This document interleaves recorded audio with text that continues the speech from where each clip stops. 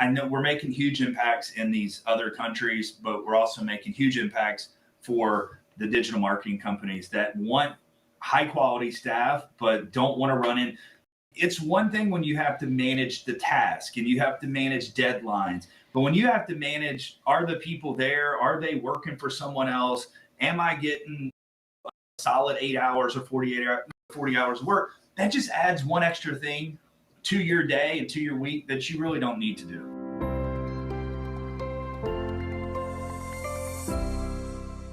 Hi, and welcome to the 91 Day Success Podcast. I am thrilled today to have not only a friend of mine on, but someone that I've been working with for the last year or so.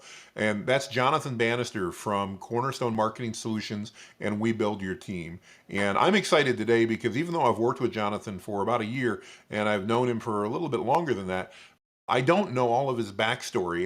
He's promised to share some of those tidbits, some of those origin story aspects with us today. And I'm really excited. So with that, Jonathan, you want to start by giving us just a 30-second elevator overview to the audience as to who you are, and I know you've got multiple businesses and things you're working in, and then we'll dive into the backstory. But can you start with the elevator pitch? Absolutely. Thank you, Jonathan.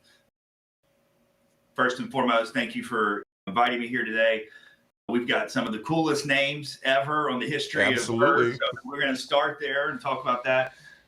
So yeah, I've been in the agency space for about 8 years. Maybe this is the 9th year. I have a couple different businesses that are related to home service. We've got some that are outside of that we'll talk about soon. This was never my plan. Looking forward to telling the story of how I got here. And yeah, I live in Dallas, Texas, married, got 3 awesome little kids that are 8, 9, and 10, and just happy. I love life, and I wake up every day excited for the challenges of being an entrepreneur, and there are many of them that come up every day, but I enjoy it, and it's definitely what keeps me going. Awesome. As I said, I'm super thankful for you taking time. I know you got an incredibly busy schedule and there's tons going on, but let's start with that origin story. You were just sharing with me in the pre-setup here a little bit about how one day you literally are Googling what is SEO and how that works. And now you're running one of the leading home services marketing agencies in the United States. Tell me about where did that get started and how did you get to the point you are today, Jonathan? Yeah. So buddy of mine from high school, so I was actually a police officer at the time when I'm transitioning to going into the marketing agency world. I was a police officer down on the Gulf Coast area of Mississippi, and I was getting out of law enforcement because at that time, this was 2014-ish, law enforcement just started taking a turn, and people were shooting cops for fun. And my wife and I we had 3 children 3 years in a row, 2012, 13, 14. And she's just looking at me one day and she's seeing me interact with the children, and she's just like hearing all the stories on the news. And she said, it would just be one of the worst things ever. Like, these boys didn't have their dad one day over some senseless idiot that just decided they wanted to shoot somebody. And because of the profession you're doing. And I was like, I just started thinking about that. Had a couple bad incidents at work that when I'd go home and I would process it, I was like, that could have went a different way, or pulling someone over, finding a bunch of drugs in the car, finding some guns underneath the seat, going, that could have easily went a different direction that night. So I made the decision that I was going to leave. Before law enforcement, I'd had a sales background. I'd been in the casino industry as well, worked my way up through the casino table games area to a supervisor and a pit boss and things like that. So I had other things I could fall back on, but I'd always enjoyed sales. And I'm the kind of person that I come to find out now, being a business owner, I'm the worst employee on earth. And because I could never understand why I just could not keep a consistent job. And it's because I strive to be the best I can possibly be. That rubs a lot of people wrong. Like, either you're trying to take their job from them, and it's no, it's just, and it's not even, I'm never even trying to impress someone that I'm working for, I'm like trying to impress me. I'm trying to see like how quickly I can get out of where I'm at or how quickly I can get to the next level. So I always enjoyed sales because especially if there's no ceiling, like I want to see if I can be the top salesperson and produce the most money. And another thing with me is like that feeling of being able to talk to someone and help them and show them a product or service that you're offering. And when you get that deal closed, there's no better feeling for me. That's how I know like I'm a true salesperson. Like my wife actually says I have a different voice when I'm selling. And she like says it's like nails on a chalkboard to her. Like she can't I get all excited and she's like, your voice changes. And she's like, I know when you're on a sales call. And I'm like, I don't know. I just get excited helping people. When you can actually help them, it's an exciting thing. So I get out of law enforcement and I'm trying to figure out what I'm going to do. And I call a buddy of mine and I give him a call and said, hey, or do you have anything you're working on?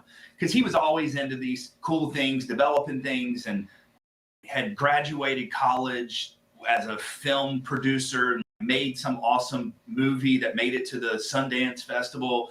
And so I was just called him. I was like, hey, Justin, are you working on something? And he goes, yeah, actually, I'm building mobile apps. And he goes, I was going to call you here soon to see if you wanted to help me sell them. And I was like, all right, well, I'll swing by and check out the technology and stuff. So that's what I did. And he showed me like how it works. And they had the push notifications and the geofence. And if you drive in that geofence area, that this push notification would go to the person's phone.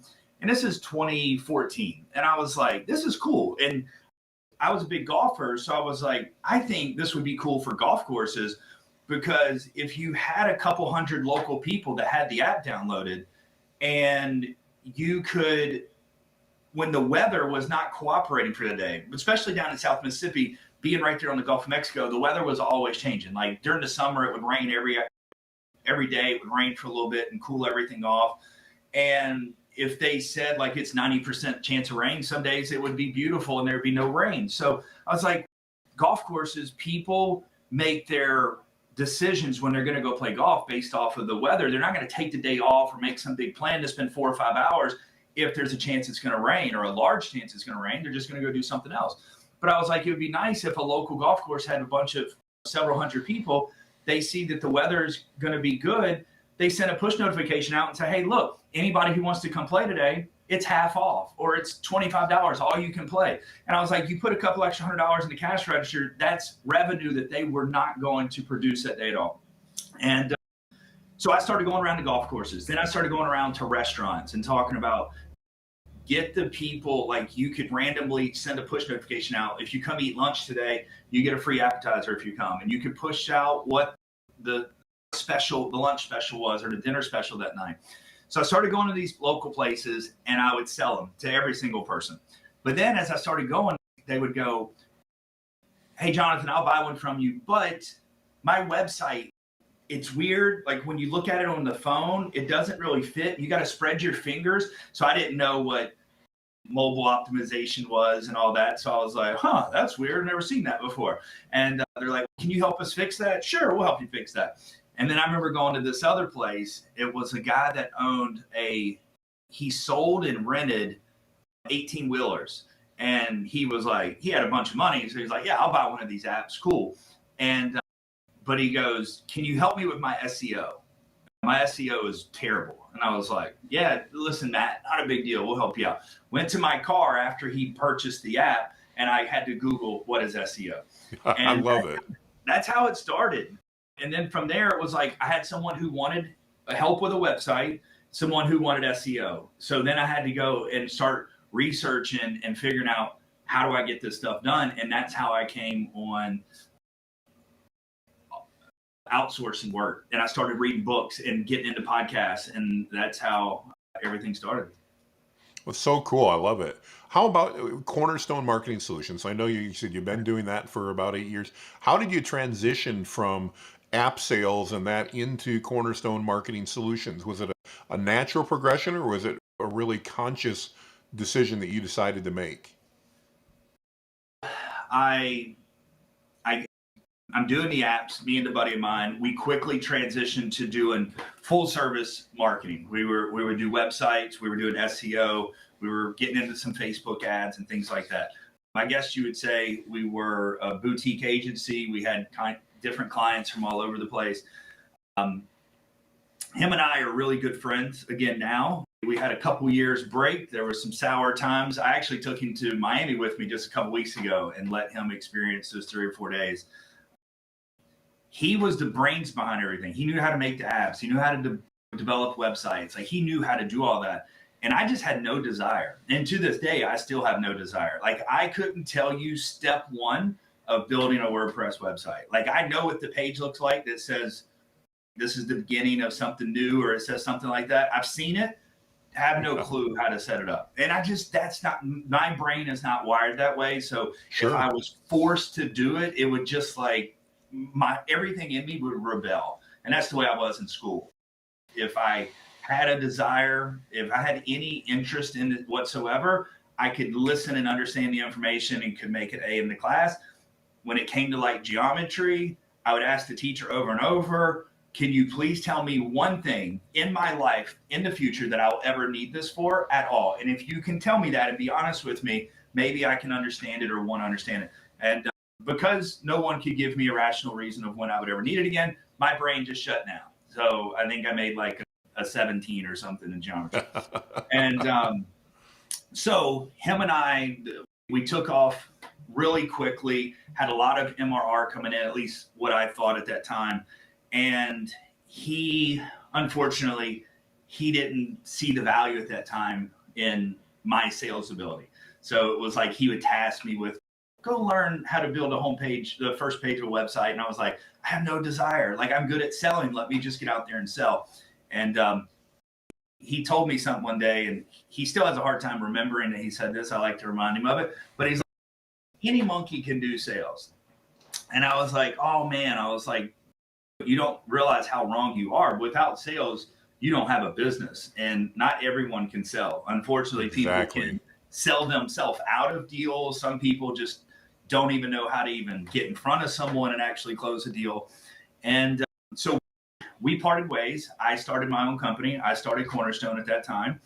And what had happened was my older brother had lived in Dallas, and he had a print marketing company, and he had a lot of air conditioning clients. So at that time, I had a dentist, I had some storage unit places. Like, I just had a smorgasbord of types of businesses. And he had the print marketing company. His wife was the president of a manufacturer, air conditioning manufacturer at the time. And so he was sending me a lot of air conditioning clients. And because they would go, hey, we need print marketing. We need door hangers made. And then they were like, do you know anybody that does websites and stuff? So he would send them my way. So after about a year of that, I ended up having probably 70% of my business was HVAC clients. And my team just, like, what I found is I hadn't met Josh at that point. I had followed Josh, but I'd followed Josh in his air conditioning marketing company. Okay.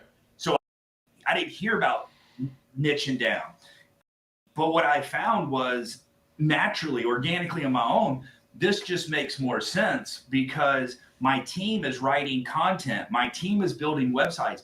And when you start doing it with the same types of things over and over, they start getting better at it. Naturally, they just get better because that's what they do day in and day out.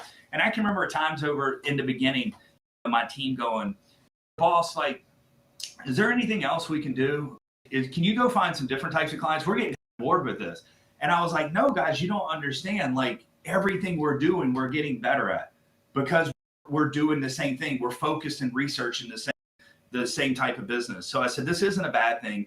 And so that's how I stayed focused in that place. And then 2016, I merged my business with two others. A guy that was in the HVAC sales space. So he put on these workshops and did 3 and 5 day sales training classes with comfort consultants or salespeople in the industry. And then I merged with my brother who had the print marketing company. Okay. So it made us the one-stop shop for HVAC, that we could do digital marketing, print marketing, and sales training. And that's how everything took off with Cornerstone. Very cool. I really appreciate that backstory. It's, again, for those of you that are watching, you've heard me talk about Josh Nelson's seven-figure agency numerous times before, and that's where Jonathan and I met through the coaching programs that Josh Nelson offers. And it's so cool to hear how you had started into that niching down process even before getting involved with that.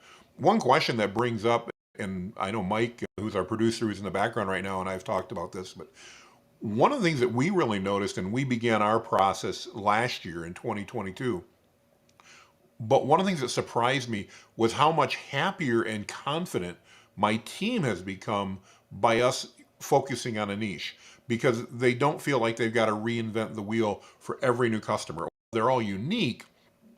Because we're working in the same industry, it makes it that much easier. Like you said, they become more competent, they become better, more skilled, and they're more confident, we find, in what they're doing because they're able to do it on a repeated basis. Have you seen that same thing with your team, Jonathan? That confidence over time increases as well, and they even feel better about what they're doing? Absolutely. Because I think you really got to dissect your team and understand, who do you have working for you? Like, from how is their brains wired? And do you have a team full of creative minds? I've seen marketing companies that are full of creatives. That's how they all came together. And in that sense, I can understand when you have a team full of creative people that taking on a new project where they've never understood or have no knowledge of that industry, where they want to get super creative and create something special. And I think you can do that when you're focused on branding. Yeah. Because you can think outside the box and get those creative minds together. When you are just looking at digital marketing and lead generation, I think you need to focus on data. And for us, like, the data tells us everything. So we know when we start running a new campaign for a plumber or for an air conditioning company, like, we know, and we can look at the data. Oh, they're in Baltimore, Maryland. We have or had a client in Baltimore. We know what the cost per click is averaging at this time of the year. We know how TikTok was performing or Facebook is performing, or how we're going to set up the YouTube campaign right out the gate, because we have that data to kind of start from. And I couldn't imagine the stress that it would put on our team at this point. Like, they like knowing that we are very, very systematic. We know exactly how long things are going to take from start to finish when they're in the onboarding process. And we can get focused on the results and the customer relationship so much sooner, because we're not having to reinvent the wheel every single time we get a new customer. No, absolutely. Could not agree with you more. I think that's one of the big things we've found the benefit of moving from a generalist agency into a niche focused agency is, like you said, just yesterday, one of my sales reps was asking me about a prospect, and they happen to be located just outside of St. Louis. And that's all our team needed to know to be able to give them all kinds of thoughts and budgets and everything else, because we've worked with other people in St. Louis in the industry, and we know what it's going to cost. We know how competitive it is. We know how much work there is and how much business there is there to be had. And in the old days, you started at square one, and you're like, okay, if I'm working with a plumber, I guess I better go look in St. Louis and find out how many commercial plumbers there are and how much competition there is. What are they doing? What are they not doing? And now that is really become second nature in most markets, because again, we're just focused on one. And I'm glad to hear your team's found the same thing. So, Absolutely. as we talk team, let's transition a little bit into one of your other businesses. I know historically, Valorous Circle, one of our commitments was that we never wanted to bring in people outside of the U.S. And we changed that in the last couple of years, maybe not on a want basis, but on a needed basis, because going through COVID, we found out that there's just a lot of people that don't seem to have the desire to work anymore. It's hard to find the talent. And you and your team at Build My Team have really helped us through that process by getting us in touch and helping us get some offshore resources that have amazing skills and an amazing desire to work. Can you talk to me a little bit about We Build Your Team and what that company does and how you help business owners in general? Yes. So that came to be like, it's another one of those, can you help me with my SEO? And I'm having to Google what it is. So it was never a vision that we had. You're going to know the gentleman, like when I tell the story, I joined Seven Figure Agency in December, October of 2019.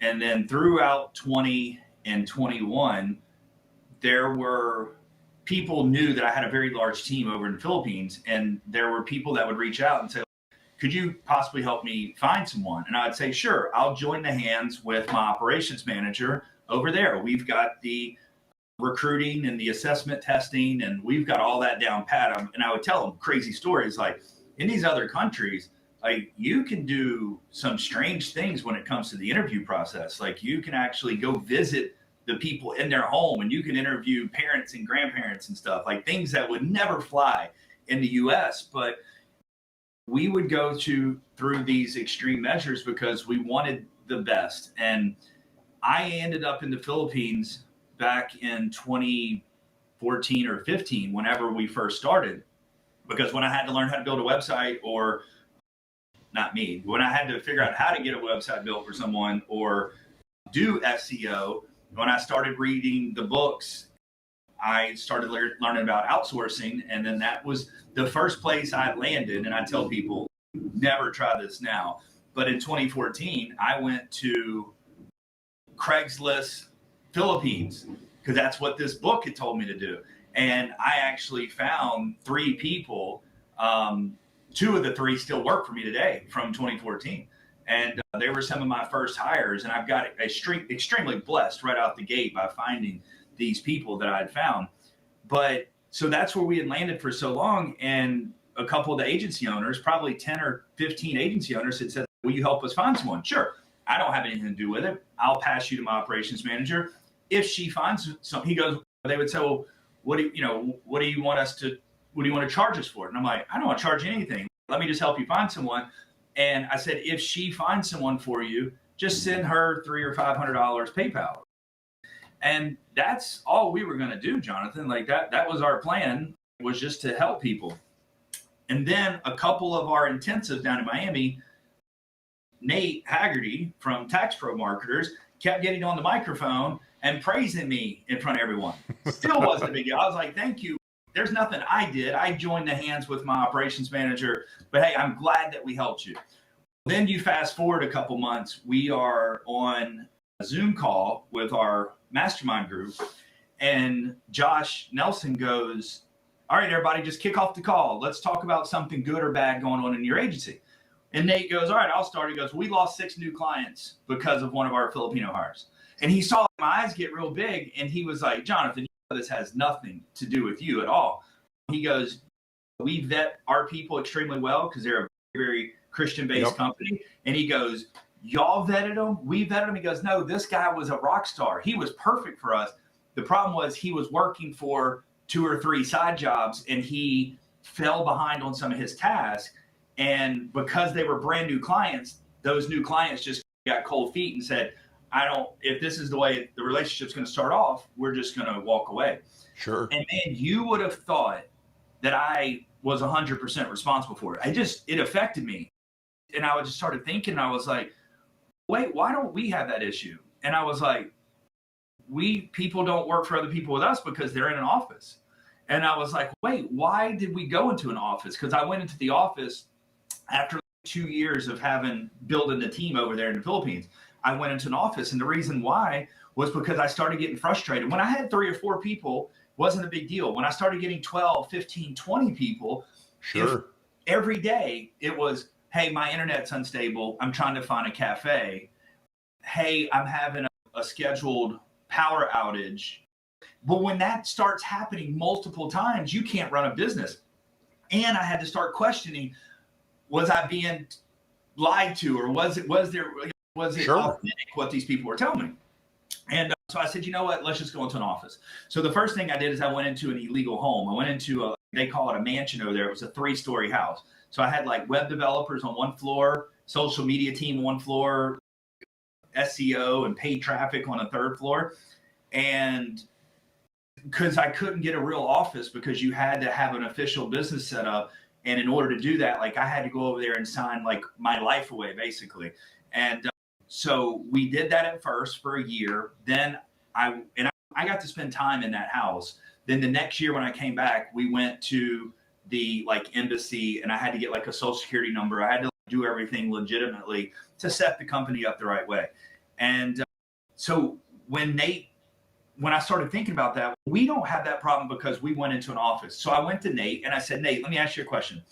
If your team that you have was in an office and we had their own dedicated space, and I provided the desk and the computers, the internet, the power, everything to make them super comfortable, all the way down to providing shirts that has your company logo on it so they all could feel like they're in a team setting, just in a different location. Sure. He goes, I'd have all my staff there. And I was like, all right. And that's when the light bulbs went off. And I made a phone call to the real estate agent over there and said, hey, is there any other office space close to our current office? And there was like a blank slate, and I built it out. And that's kind of how it started. And we've taken it extremely slow. We currently have 20, 25 agencies that range from having one person to you guys have several. And we're just now made a big launch down in Miami for the business. And because we worked out the kinks and made sure that we could figure out how to get the best talent and how to help manage the people for the agencies. And I'll tell you, Jonathan, that's where I did an interview recently with my operations manager, and someone asked what do I do in my day-to-day with all the companies I run that gets me the most excited? And she kind of laughed, and Mindy looked and she's like, I know what that answer is. And it's talking to agency owners and helping them deal with some of the challenges that they're going through, because I've been through every single one of them. So 8 or 9 years doing this, like I've gone through the ups and downs and the peaks and valleys, but I enjoy helping these people. If I can help them skip over 1 or 2 of these challenges and get them on the right path to success, or whatever success is for them, I'm finding a lot of joy out of helping these agency owners. So it's been really good. We're super excited. We've got country music artists that have video editors. I've got small businesses that have a bookkeeper, because over there in the Philippines, they run off of the same accounting services that we do in the US. Okay. And obviously, I've got a lot of marketing agencies. So it's for any small business that needs a VA or a web developer or content writer, something along those lines. And then obviously any role that a marketing agency would use on a day-to-day basis. But I got to say, as someone who uses you guys for that, as you mentioned, we have multiple people that will work with you guys through that. Your ability to manage that office and to have the infrastructure in place was a huge selling point to us, because it was one of the big risks we saw of, okay, like you mentioned, we've heard all the horror stories about, are you getting played? Are they working for 4 different companies at the same time? It wasn't the quality of the work at all. It was always based around they're in the Philippines or whatever country they're in. We'll use Philippines for now. And obviously, if I'm sitting here in the United States, I have no way to know if there's a scheduled power outage. I have no way to know, did the internet go out in their neighborhood? It's totally based on trust. And not to say that people aren't always trustworthy, but the reality is people aren't always trustworthy. That's and right. Having that ability to bring them into an office location, have your team manage that and make sure that they were there, and then help us understand the culture. One of the things we learned through that, you guys, is the Philippine holidays are somewhat different than the United States holidays are. They have some different traditions as far as how the employees get paid and things like that, and helping us navigate all that so that we could create not only a great work environment for our staff here in the US, but do the same thing through you guys in the Philippines, has really helped us serve our clients a lot better. And it's just been an amazing process that has definitely proven to work out really well. Definitely, if you're watching this and you've got questions about remote staff, talk to Jonathan and his team. They've got just so much information and so much experience. Quick testimonial. It's well worth your phone call. Start there. It'll save you guys tons of time. So I appreciate that. Yeah. No, it's been true. To just hit on that one piece where you talked about the difference in the holidays and the pay. these were all things that I had to learn over time. And what do you mean you've got all these extra holidays? What do you mean like I have to pay time and a half? There was just a lot of things we had to work through. 13th month. Yeah. But what we learned was once we made it official and we set everything up the right way, the talent started coming to us. We would get college graduates come to us. We were getting invited to go to the college days and the career days over there. And people wanted to come work for us because we had treated people right. We were giving people real jobs and careers. And when they knew that the company was set up the right way and they weren't going to be paid via PayPal and all this stuff that like we have, since I have the official company over there, all I do is I wire from my Chase bank to my bank account in the Philippines, right? And I don't even pay a wiring fee. So that's, I hear all these people like these fees to like wire money, like it doesn't cost me anything. And I send a lot of money, but everything is set up the right way. And we cover their healthcare. So we provide their healthcare benefits. We provide their 13th month pay. They know exactly when they're getting their bonus structure and things like that. And for that reason, they don't feel like they're a traditional VA and being treated like a VA. They're an employee. And then like in y'all's case, having multiple team members that all get to wear their company staff shirts, like it makes them feel like they are part of You Invest team, but they're just in a different location. And they get to go to work every day and sit with their coworkers and they're strategizing, and you're going to get a more efficient team that gets to work in that environment with other people than when they're spread all over the place. And so that's what we have found. And so we're in the Philippines. We just opened up our office in Colombia, in Bogota, and we're in talks with the attorneys and the government in Indonesia right now. And so we're trying to find the countries that have some of the smartest individuals coming out of college. And we've really been focusing the last 3 to 4 months on our training academy and building something to where we can take college graduates in these different countries, put them through a week of a digital marketing program, and then give them assessment tests when they come out to really figure out how their brain is wired and put them through a specialized training. And I know we're making huge impacts in these other countries, but we're also making huge impacts for the digital marketing companies that want high quality staff, but don't want to run in. It's one thing when you have to manage the task and you have to manage deadlines, but when you have to manage, are the people there? Are they working for someone else? Am I getting a solid 8 hours or 40 hours of work? That just adds one extra thing to your day and to your week that you really don't need to do. Oh, so true. And I want to jump in here and make a comment. I know in the audience, we're going to have a couple naysayers that are like, man, I can't believe you're offshoring. You're taking jobs away from American people. I want to tell you as a business owner, that's not the way it works. We've tried to hire these positions in the US. They're not positions we can get filled. And because we have access now through We Build Your Team to other resources, we actually can make our US based staff that much more solidified in their job and more secure in their job, because they actually, our US based staff obviously get to receive the same benefits from having that workload. So their workload is now more balanced, and they're able to, as we talked in the pre-call, we're able to get executive admins for our staff, which would be something we could never do in other cases, that help them be more productive, help them expand their knowledge base, expand their skill set, and ultimately better serve our clients.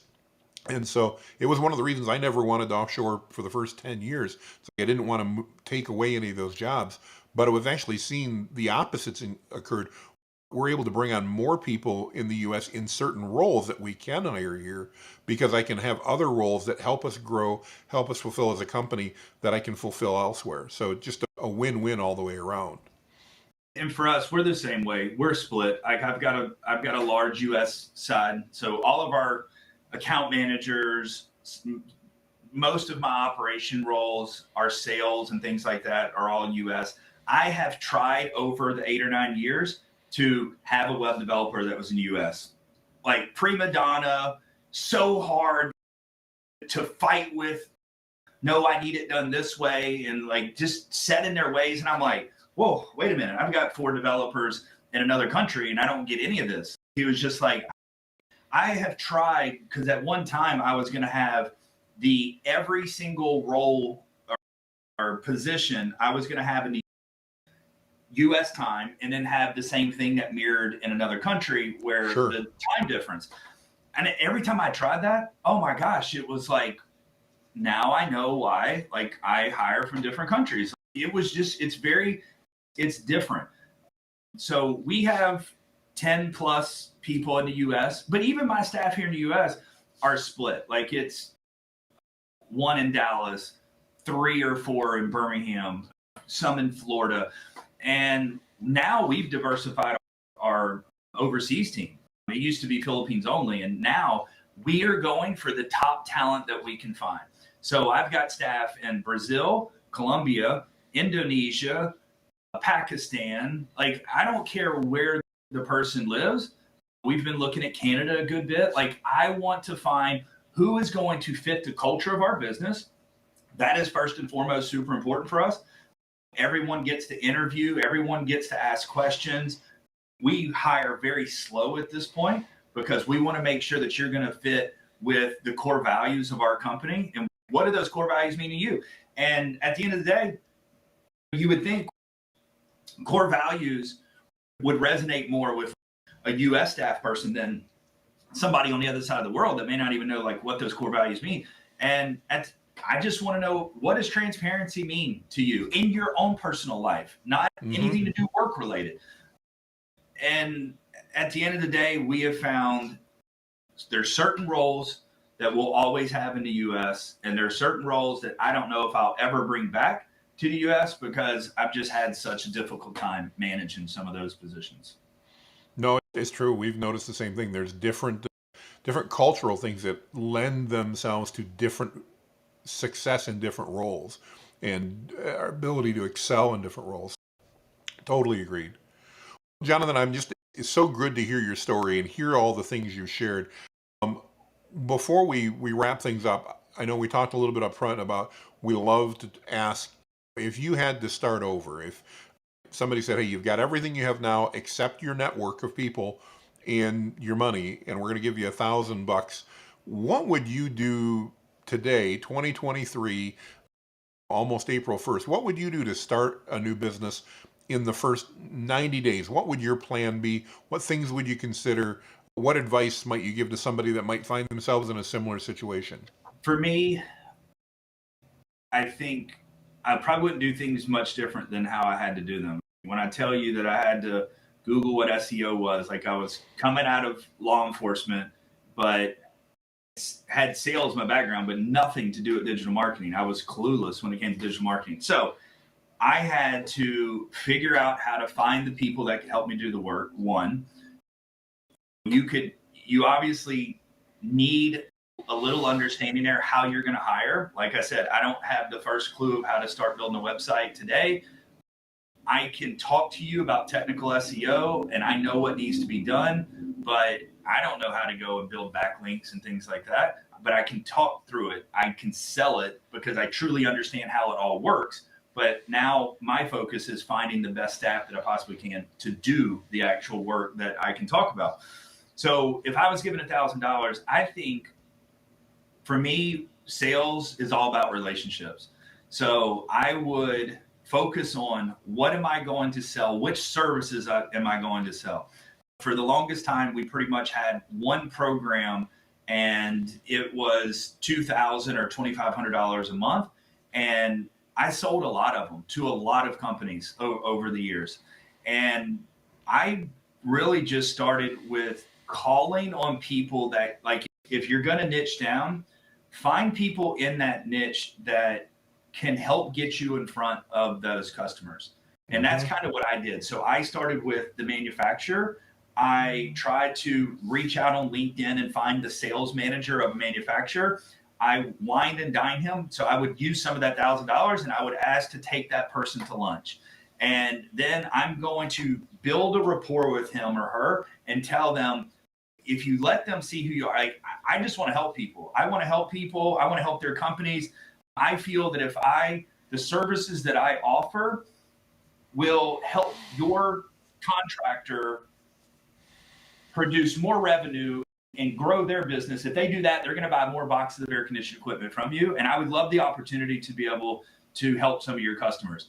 And that's what I did. And then they introduced me to the sales guys. And then I started calling and emailing and calling the sales guys until a couple of them used the word, "You are one of the most persistent people I've ever heard." And I was like, you can use a bunch of different words there, like for persistent. Like I knew I was aggravating the shit out of them, but they appreciated it in some kind of way, that I cared, that I kept grinding and calling and emailing.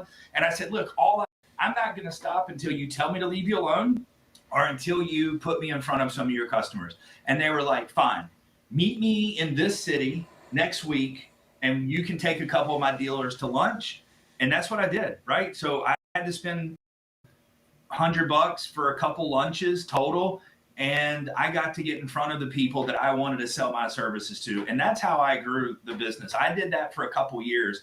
I rented rental cars and would drive to all these different states and cities and would get in front of these people by the sales guys that are already reaching them. So if you're in garage doors, you're in solar, whatever, there's people who sell equipment to these companies. Call those people. They already have a relationship, and take them to lunch, build a relationship with them. Go on LinkedIn and see where they went to college. Go get a Yeti cup made and get it lasered with the college that they went to and send it to them. Do something from the book of giftology. Make an impact with that gift so that they'll never forget you, so they'll take your phone call when you call them. And that's how you need to get in front of people if you've got a limited budget. Great advice. Absolutely love that. And it goes back to, admittedly, something I'm biased about, but it's still just face-to-face communication works amazingly well. We can maintain relationships like we are here virtually, but it's no different than the intensive we just went to in Miami.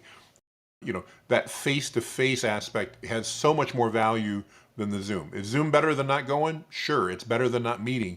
But when you can sit down with somebody and break bread and chat with them, you can build relationships, and those relationships, just like you're sharing, then yield fruit for years to come to help you grow your business. Fantastic yeah, COVID advice. changed a lot of that, unfortunately. So I sold in person for many years, and then when COVID happened, obviously we had to sell via Zoom. Yep. And I still feel like if you're just starting out your business and you're going to niche down, you can't focus on the city where you live and be niche down. Like you're going to have to expand yourself to the whole United States. And when you start thinking, how am I going to go see these customers? I'm just starting. I don't have a lot of money to travel. I get that. But what I'll tell you is when you close one of those customers and they're on the other side of the country, start putting a little bit of money away and save it and let that be a travel fund, because you may close them on Zoom, but you need to go visit them face to face.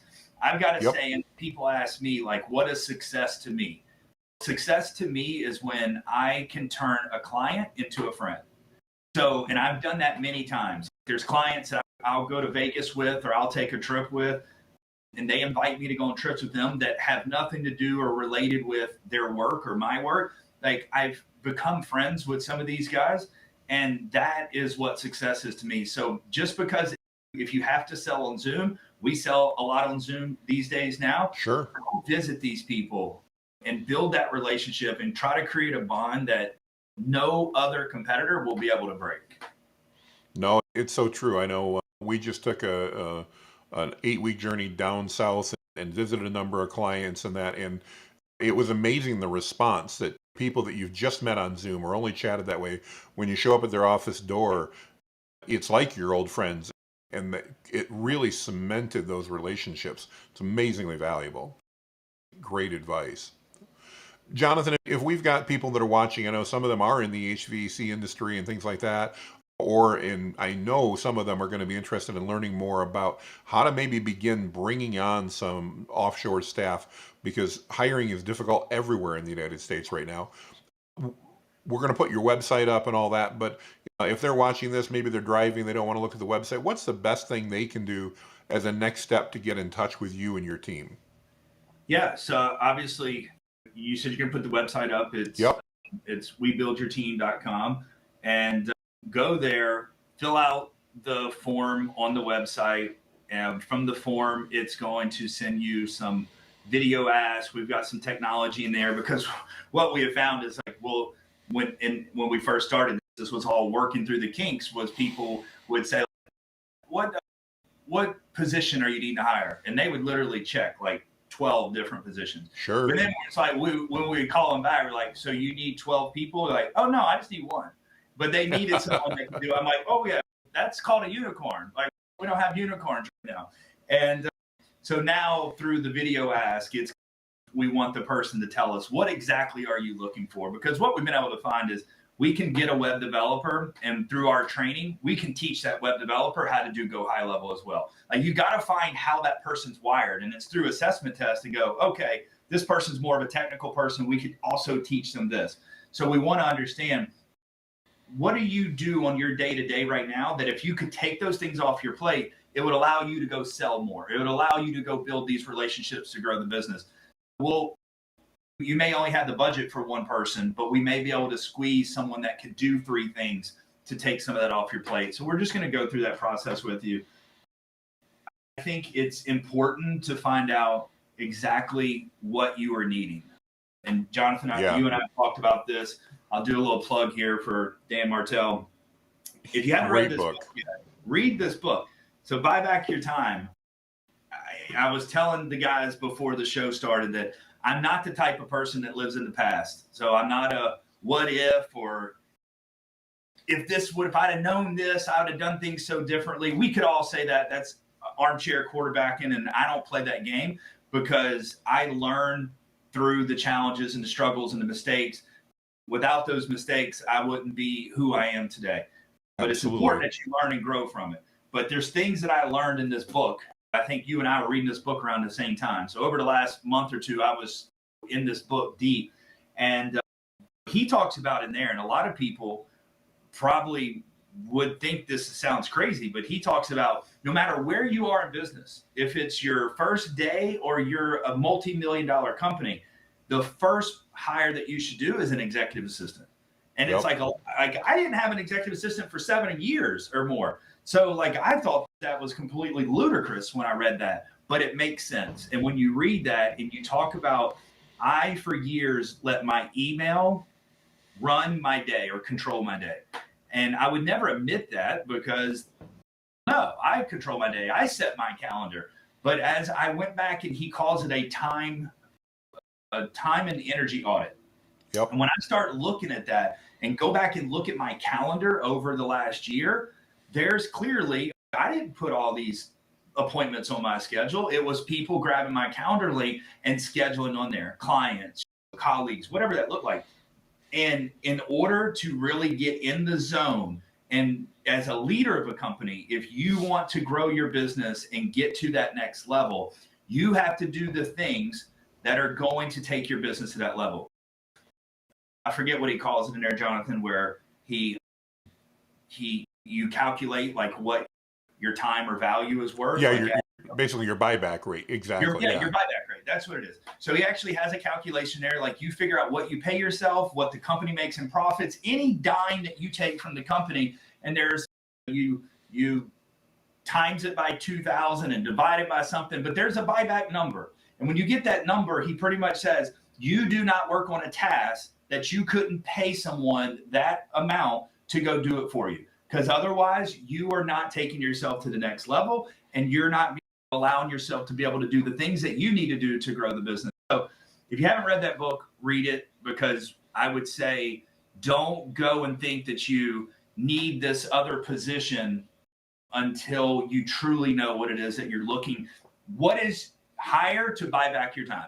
That's what you need to do. Not hire to grow the business. You have to hire to buy back your time. And if you buy back your time, the business is just going to naturally grow.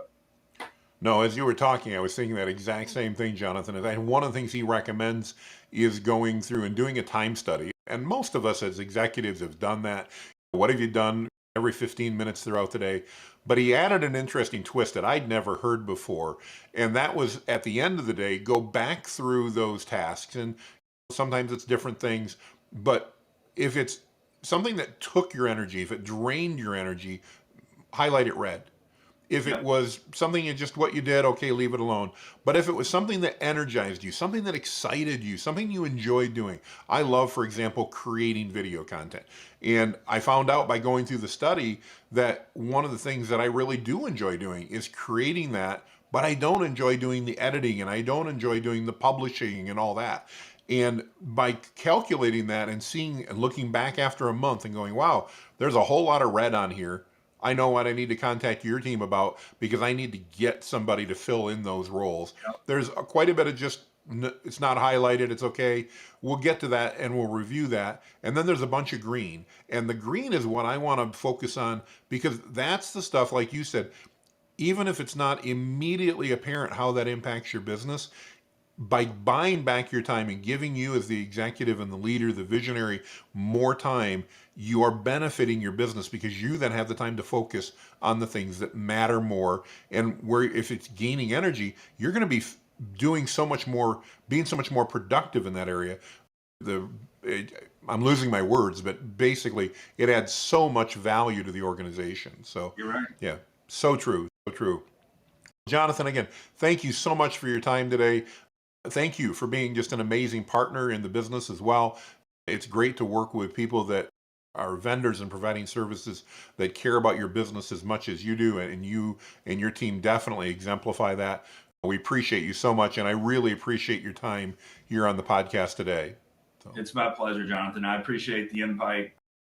You and Beth are amazing humans, and this is truly what makes it special for me and gets me excited is anyway, like you've been doing this way longer than me. And when I can make any kind of impact at all on people that are helping them, making them better, providing more for their family, like it gets me super excited. And so I appreciate everything that you guys are doing. Absolutely. Thank you for watching this episode of the 91 Day Success Podcast.